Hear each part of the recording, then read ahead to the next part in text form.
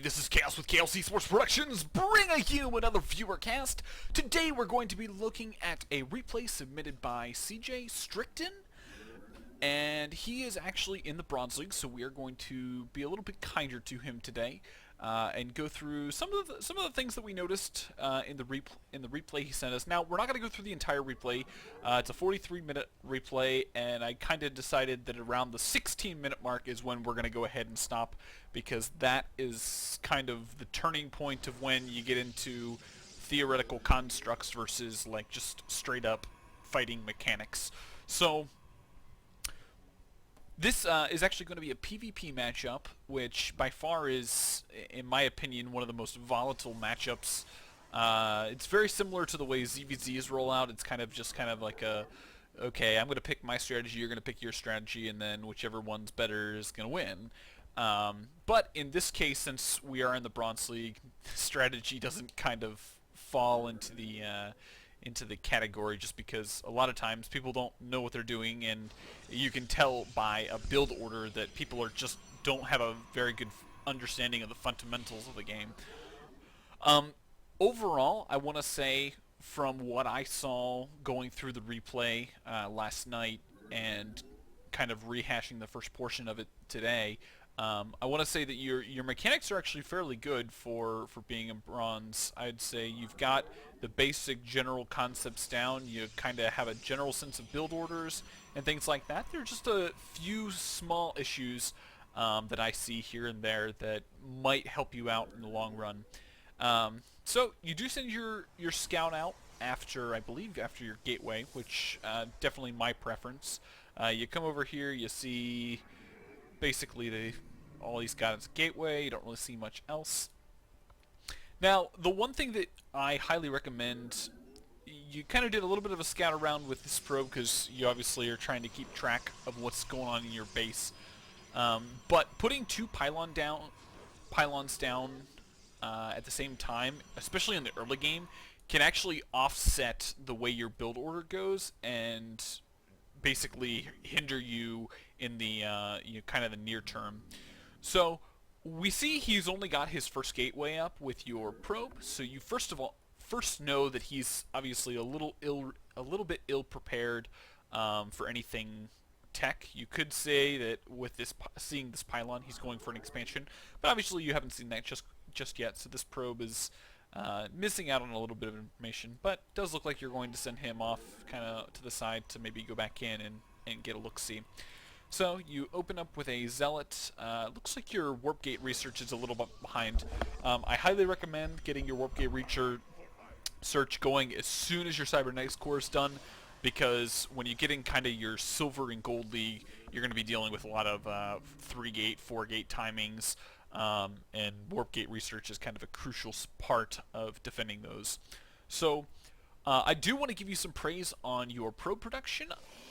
For the most part, I really haven't seen any issue, especially for the first like 7 or 8 minutes of the game, where you're just constantly bringing out probes, which is great. And so now we get into kind of you're at the 5-minute mark. The 5-minute mark is when you either say, okay, I'm okay to go ahead and expand, or I need to start thinking about putting down tech. That was the first thing right off the bat that I noticed, is you didn't choose a tech path until a lot later than you would like to. Generally speaking, I would say that if you haven't put a tech structure down by the 6:30 to 7-minute mark, whatever tech structure you do put down is going to be significantly delayed compared to what your opponents might be. Now, granted, like I said, since you are in the Bronze League, that might not be the case, just because you have no idea what he's doing, since obviously he built his gateway, his Cybernetics core didn't really go down at the appropriate time, and you have this random pylon here. Now that your probes come in, you've actually see that he's started to build some cannons, and you see that there's this random pylon sitting at your natural. So at this point, obviously, you have to make the decision, well, he's gone for a very, very economically focused build. He's not really doing anything as far as building units. He's building mostly just static defenses, and by the fact that his pylon's down at kind of the bottom here, you kind of know that he's probably gotten his expansion up, and then if we take a look at everybody, we see his expansion's done. And he's got a couple probes, probably a lot less than he should have. But so at this point, you have to make the call of what your plan is. You go ahead and throw down your gateway or your nexus, and then also throw down a handful more gateways. This is okay, I think, because obviously since you know he's a lot delayed as far as his tech goes due to the delayed cybernetics core, you know that you're not going to be up against a huge number of units. At this point, when you're kind of in the dark the way you are, I highly recommend throwing out Hallucinated Phoenix. It's pretty cheap. You basically take your sentry, hit C to get hallucination, and then X. That'll create a Phoenix, and then basically the way I do it is I usually come in from the back, because usually they try to hide stuff in the back of their base, and then come around their mineral line, because that's where they'll usually also hide tech structures, and then try to do one cut through of the entire main base. And then if your Phoenix actually survives that, you can actually then kind of swoop around and come around the natural to see if there's anything kind of hidden in this back area. This is going to give you a really, really good idea of what your opponent's thinking.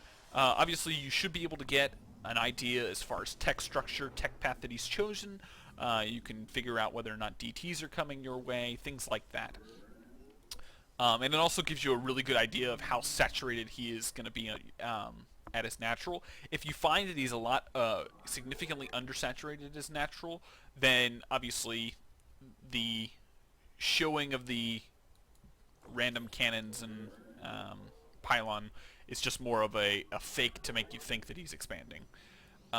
So at this point, you're just going to build some units and go that route. Now, you've got your one robotics facility down. Great. You're working on Blink, which I'd say is okay. One thing you do want to make note of is, as you get toward the later stages of a PvP matchup, Stalkers actually become a lot less efficient because people tend to focus on Immortal Archon type compositions, and Stalkers just, they can't cut it. They don't cut it. You got to have a lot more Zealots, and then also depending on how much of stuff he has, you have to start thinking about the total composition, getting some Immortals and Archons of your own, as well as some air units and things like that. So basically at this point you're working on some upgrades, you've got your Twilight Council down. This is about the time that you need to start saying, okay, what is my opponent doing? Is he looking to take a third soon? Should I be taking a third soon? What's kind of the indicator that says I'm okay to go ahead and take a third? Obviously, at this point, you haven't seen any army from him. If we go ahead and look at the everyone cam, if you had thrown out the hallucinated Phoenix and kind of cut back, you would see that his army is actually really, really small compared to what you have, and he doesn't really have a whole lot of tech. So this gives you a great opportunity to either expand and get your own higher tech up, or you can try to play the aggressive stance and go in and try to do lots of damage kind of deal. Honestly, I think going for the higher tech tends to be my preference, just because the higher tech gives you a lot better opportunity in the late game. So this is kind of where I start to get a little bit confused. Things have been pretty good so far, as nothing too outlandish, general building of units. I still would have liked to have seen a little bit more scouting, but overall you've done a pretty good job. And then you throw down these 2 extra robotics facilities. I'm not quite sure I understand the reasoning for it, but personally, at most, 2 robotics facilities is really all you need. Unless, I mean, yes, this does get into a 43-minute game, but that 3rd robotics facility isn't really needed until you start getting into the super, super late game, where you just have to pump out units as quickly as possible in order to keep on pressure and things like that. Also, you haven't really diversified. You do get your Twilight Council, if I recall, fairly soon here. So let's go ahead and speed this up a little. And I think that's the appropriate choice. Getting your Templar archives gives you the option of Storm and Archons. Now, Storm in the PvP matchup isn't all that great, just as a function of the shields that all Protoss units have. So I highly recommend going straight for Archons rather than even bothering with Storm, because Storm really just isn't that effective. It just doesn't do enough damage for it to be cost effective. So at this point, looks like you're looking to move out, take your third base, and you're in a very good position. And actually, this is actually where I think I'm going to go ahead and end the video, because really after this, kind of taking your third and being the kind of passive game that this is, I think you make the right decisions in getting up more gateways. Obviously, you're trying to get your army composition to that maxed 200 army, or I guess 200 unit count. And basically, the only thing that you really need to do from here on out is just macro up and get yourself into the perfect composition that you want.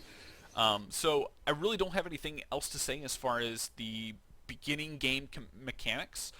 When you get into the later stages of games, you'll find that your composition is truly what sets you apart. Getting that perfect composition in the correct positioning will always win you out a game. It's just a matter of playing with the different units and finding what works best for you. So those are really my recommendations. I hope you enjoyed the commentation. I'd love to hear some of your feedback down in the comment section below. If you are not CJ, welcome. I would love to hear your comments also down below. It really helps me out as far as improving my own commentation, and also helps build the community, give more suggestions as far as what things people should be thinking about when I do these Furecasts. So I hope you guys enjoyed. Feel free to send me one of your replays. There's an email address in the description. Feel free to send your replays to that, and I'd be more than happy to do a Furecast of one of your games. So with that, I hope you guys enjoyed. Feel free to hit that subscribe button, like, share on Facebook and Twitter, and all of those wonderful social media sites. It's all greatly appreciated. I hope you guys all enjoyed, and I will see you guys in the next game.